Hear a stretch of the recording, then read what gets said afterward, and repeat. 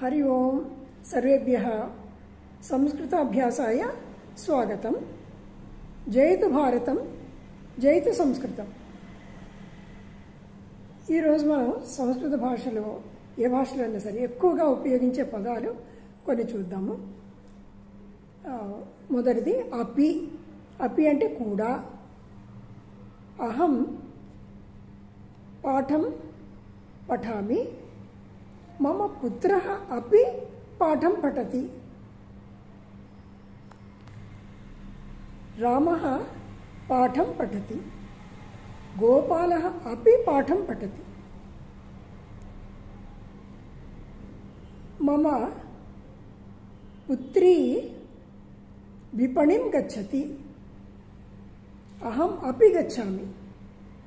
अपि कूडा।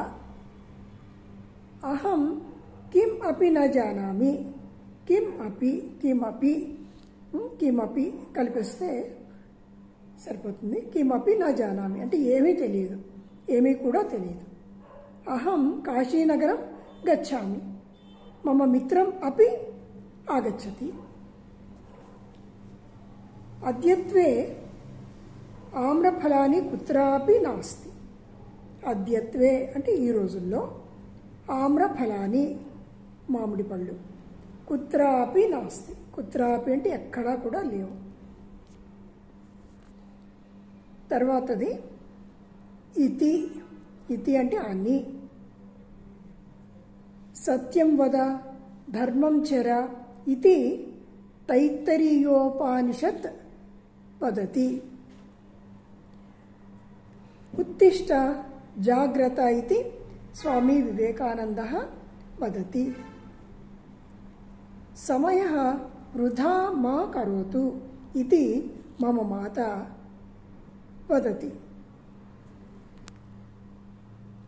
దేవः కుత్ర అస్తి ఇతి గురుः ఉక్తవాన్।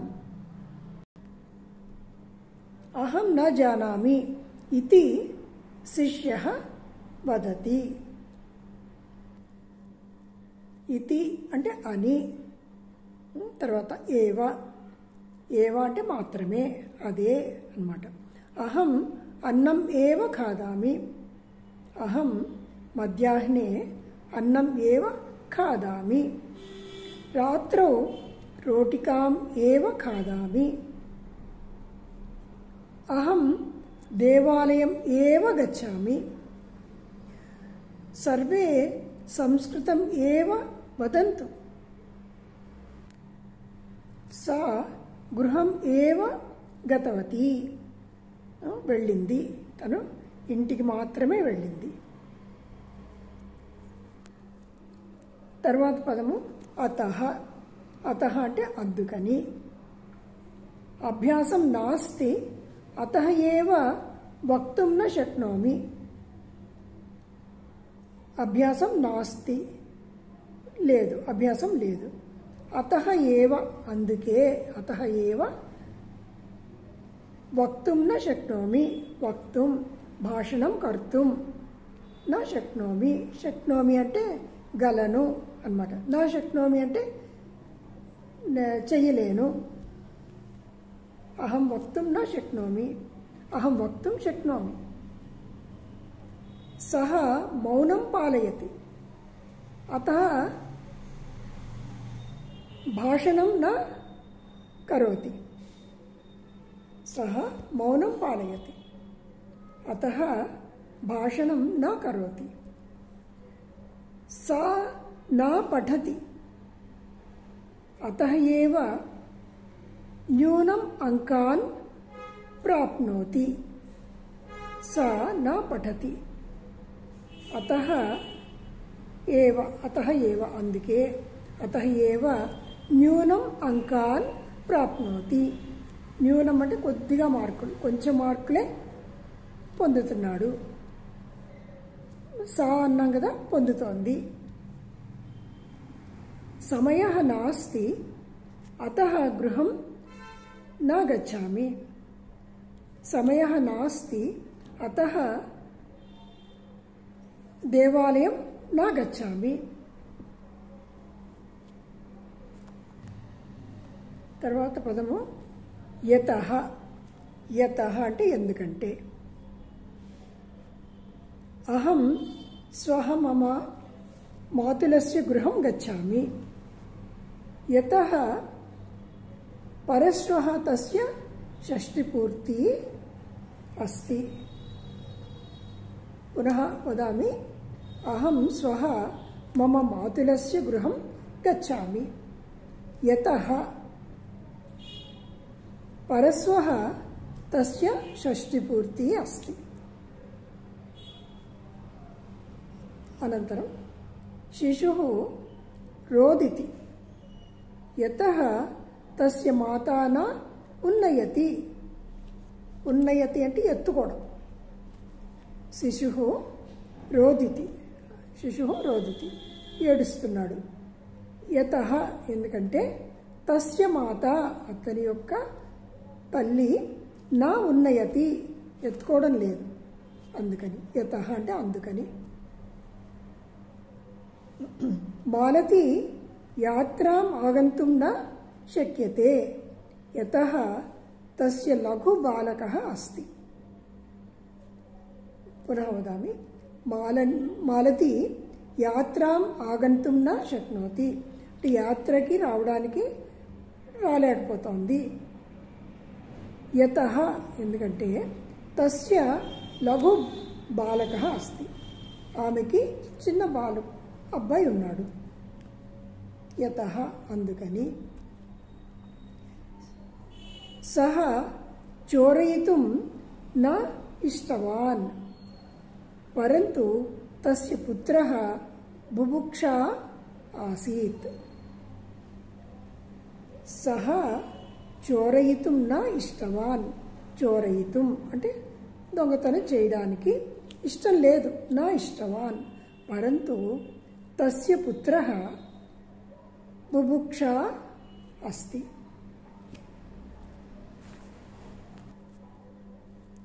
అంటే దానికి అర్థం సహ చోరయితం నా ఇష్టవాన్, అతనికి చోరం చేయడం ఇష్టం లేదు. పరంతు తస్య పుత్రః బుభుక్షా అస్తి, కానీ అతని పుత్రుడు ఆకలితో ఉన్నాడు.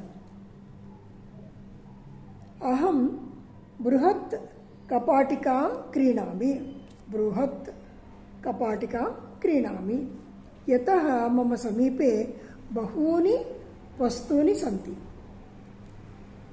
బృహత్ కపాటికాం అంటే పెద్ద అల్మారా క్రీణామి కొంటున్నాను.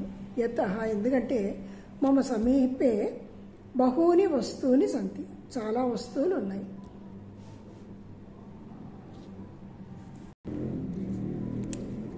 తర్వాత చేత్.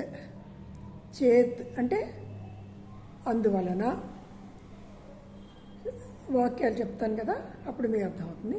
సమయః అస్తి చేత్ మమ గృహం ఆగచ్చతు. సమయః అస్తి చేత్ మమ గృహం ఆగచ్చతు. వృష్టిః అస్తి చేత్ బహిః మా గచ్చతు. వృష్టిః. వృష్టిః అంటే వర్షం. వృష్టిః అస్తి చేత్ బహిః బయటకి, బహిః మా గచ్చతు. లేఖనీ అస్తి చేత్ దదాతు. లేఖని పెన్ను ఉంటే, అస్తి చేత్ ఉంటే ఇవ్వు, దదాతు. అనంతరం ముఖతః అంటే నోట్లోంచి. ముఖతః భాషతే చేతేవ భాషా జీవతి. ముఖతః భాషతే చేత్ ఏవ భాషా జీవతి. నో చేత్ మృత భాష భవతి. నోట్లోంచి మనం మాట్లాడితేనే ఆ భాష నిలుస్తుంది. కొన్ని భాషలకి లిపి లేదు, లిపి లేకుండానే కొన్ని భాషలు మాట్లాడుతున్నారు. కానీ ఆ మా భాష ఉంది, ఎందుకంటే మాట్లాడుతున్నారు కాబట్టి ఆ భాష అలా ఉందన్నమాట. అదే కానీ మాట్లాడకపోతే నీ లిపి ఉన్నా కూడా ఆ భాష మృత భాషతో సమానం అవుతుంది. అందుకని మనం మాట్లాడాలి, నోట్లోంచి మాట్లాడితేనే ఆ భాష నిలుస్తుంది, జీవతి జీవిస్తుంది. ఈ పదాలన్నీ ఒకసారి మీరు పునఃస్మరణం చేసుకుని ఆ పదాలతో కొన్ని వాక్యాలు తయారు చేసుకోండి. ట్రై చేయండి, ప్రయత్నం చేయండి. ప్రయత్నం కుర్వంతు.